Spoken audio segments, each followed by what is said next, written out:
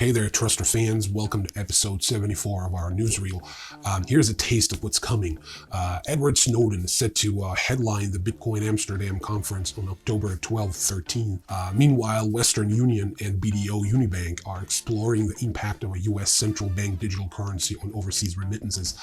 Tether celebrates a legal win as a lawsuit concerning its USDT stablecoin gets dismissed, and Tether is now being revealed as the 11th largest Bitcoin holder globally. I wonder who the first 10 are. On the flip side, Coinbase reports a significant drop in transaction volume, and the company faces challenges from multiple state regulators. The U.S. Department of Justice weighs the pros and cons of charging Binance with fraud. Very interesting. We'll talk about that. While the SEC freezes assets of Deadbox over alleged fraudulent activities, Hong Kong's HashKey and OSL are these are the names of the companies. HashKey and OSL are expanding their crypto services to retail investors. We'll talk about that a little bit. Going back to Curve Finance hacker returns over half of the stolen funds, and Revolut discontinues its crypto services in the US. What else? ProShares and Bitwise aim for ETFs that expose investors to both Bitcoin and ETH. Google Pay now allows NFT sales in apps, something that's never happened before. While NFT sales, the actual sales of NFTs see a decline in July 2023. Lastly, the SEC targets Hex's founder Richard Hart over unregistered securities offerings. I already covered this in episode 73 of our newsreel, but I've just come across some juicy details of this case, something that's simultaneously disgusting and beautiful, kind of like popping zits on YouTube. So I just must talk about it some more. So let's get right into it.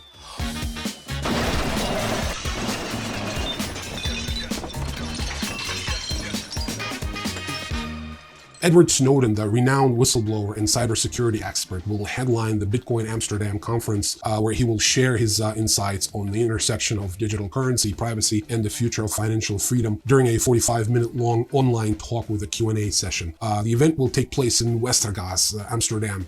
That's a district of Amsterdam on October 12th to 13th. It's going to be 2 days, a 2-day event, and it will bring together industry leaders, enthusiasts, and experts supposedly to discuss the future of Bitcoin, decentralization, and the rest of the package Bitcoin supposedly delivers. Probably worth noting that tickets start at 324 euros a piece, which pretty much eliminates the presence of rank and file crypto enthusiasts. Still, it's only a couple hours drive from where I live, so I'll see what I can do to be there and report what I see, understand, and think firsthand. Payments giant Western Union is collaborating with a $75 billion bank to study the effects of a U.S. central bank digital currency, CBDC.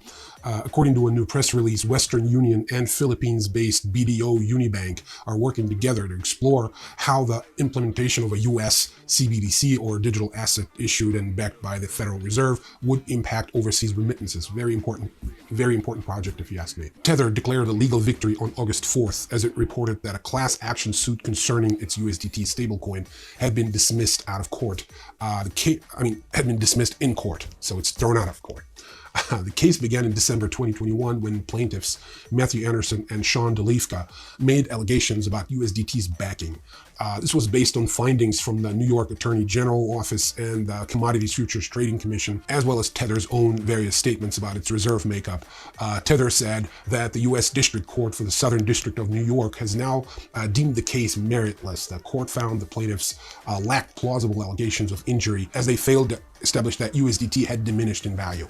Down the same hatch, Tether is now the 11th largest Bitcoin holder in the world. A researcher discovered that a Tether wallet holds 55,022 Bitcoins worth $1.6 billion. Tether notes that its Bitcoin holdings, will not exceed its shareholder capital cushion and will further strengthen the diversity of the reserves. Coinbase, the world's second largest cryptocurrency exchange in terms of volume, released its second quarter earnings report on Thursday, and the results are less than favorable for crypto enthusiasts. Transaction volume for consumers and institutions is down 70% and 54% respectively when compared to the second quarter of 2022. The crypto exchange cited a decrease in crypto's overall market cap, with the average crypto prices falling and low volatility in the market as reasons for the decline. The price of the most visible cryptocurrency, Bitcoin, has remained relatively stable since March, meaning the opportunity to make big returns has diminished. In a recent interview with Financial Times, Coinbase's CEO Brian Armstrong said that Coinbase is facing down a total of 10 state regulators, several of which have issued cease and desist orders against the company's staking service. But the plan is not only to continue to fight, but to eventually expand staking services across all 50 states of the United States. He also said that Coinbase is staying in America no matter what, a radical change of sentiment from April, when he said that anything is possible. But given that in 2022, Coinbase made almost $2.7 billion in revenue in the US, and in comparison, revenue from the rest of the world was just over $500 million. They may not have a choice. Anyway, I will drop the link to the conversation in the description. It's paywalled though, but I'm sure you're wise to it by now. The United States Department of Justice is reportedly considering charging cryptocurrency exchange Binance with fraud, but hesitating based on costs to consumers, apparently. According to people familiar with the matter, Justice Department officials are concerned about an indictment against Binance causing a run similar to what happened with FTX in November 2022. The officials are considering fines or non-prosecution agreements for Binance rather than criminal charges in an effort to reduce the harm to consumers. I wonder if that's true, if consumers is who they're thinking of. Anyway, on the other hand, unlike the Justice Department, the SEC is just warming up. Last week, the agency has frozen the assets of Digital Licensing Corporation, a crypto mining company operating as debt box, over alleged fraudulent activities. The SEC secured a restraining order against a Utah-based firm and took action against its four main figures: Jason Anderson, Jacob Anderson, his brother, Shep Brannon, and Royden Nelson, and 13 other defendants. The accused reportedly raised $50 million in unspecified Bitcoin and Ethereum amounts through deceptive means. Tracy Combs, director of the SEC's Salt Lake City regional office, stated that DEBT misled investors about their crypto assets mining operations. The SEC has charged 18 defendants in total and seeks penalties as well as returns of the alleged ill-gotten funds. Digital asset firm HashKey has successfully obtained all necessary licensing to broaden its business from serving professional investors to taking on retail users, as Hong Kong expands its cryptocurrency trading to individual investors. The first license, Type 1, allows HashKey to operate a virtual asset trading platform under Hong Kong's securities laws. And the second one, Type 7, officially enables the firm to provide automated trading services to both institutional and retail users. Also, OSL, another local crypto firm, received an upgrade to its existing license from Hong Kong's Securities and Futures Commission, allowing it to offer Bitcoin and ETH trading to retail investors immediately. The Curve Finance exploiter, this is what they call these people that take other people's money. Exploiters. So the Curve Finance exploiter returned millions of dollars worth of cryptocurrency to the protocol. In one batch, the hacker returned $8.5 million worth of AI ETH. Quote, "I'm refunding you not because you can find me, it's because I don't want to ruin your project," the hacker explained in a message, adding, "Maybe it's a lot of money for a lot of people, but not for me. I'm smarter than all of you," end quote. Okay, so Curve is back where it was. Nobody's gotten richer, nobody's gotten poorer, just a whole lot of entertainment. Due to regulatory challenges, fintech company Revolut is discontinuing its crypto services for US users. Starting September 2nd, US customers cannot place cryptocurrency buy orders, and by October 3rd, all crypto services will cease, preventing buying, selling, or holding of cryptocurrencies. This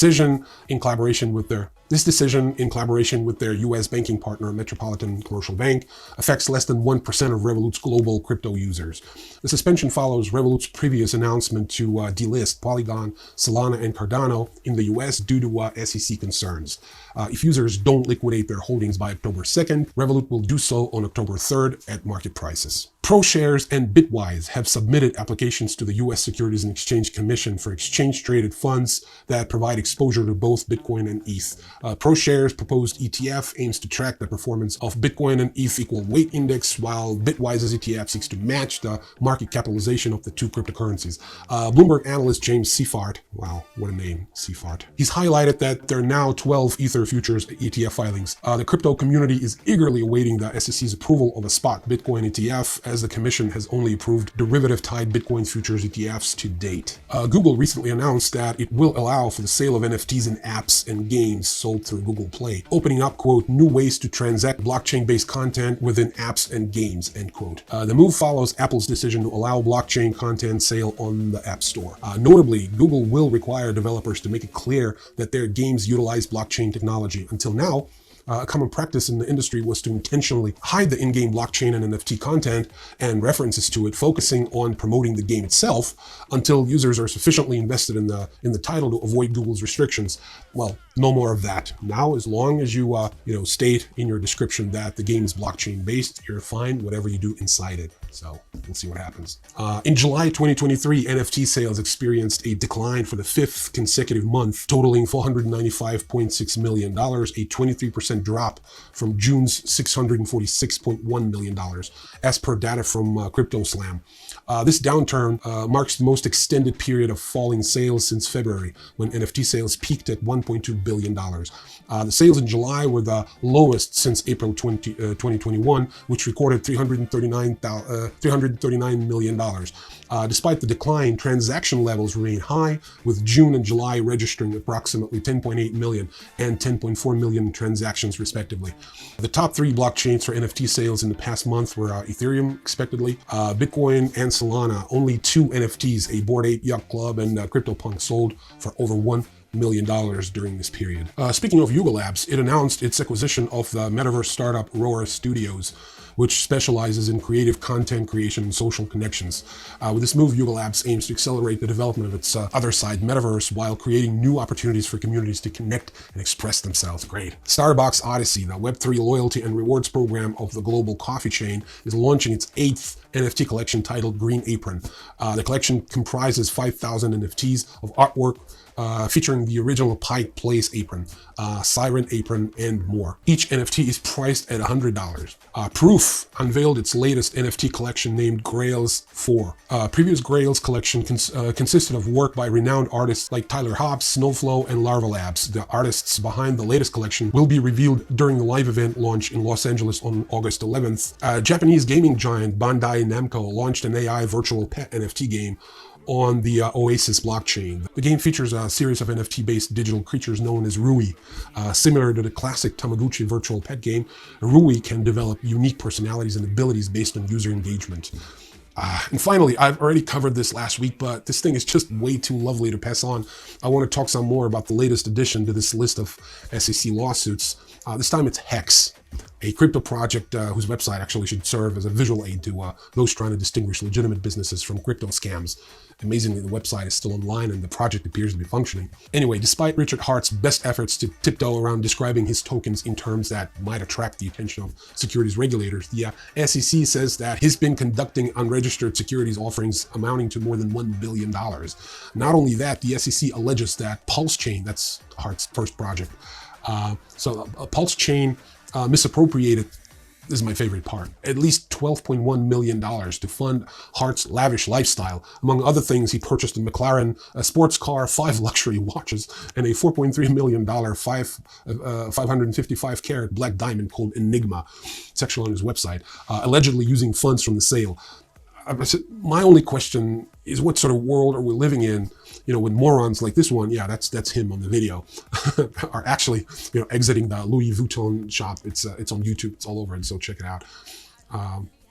These people are actually considered successful business people. If owning a fast car, a watch, and a rock constitutes success, I think we're long overdue for redefining the term.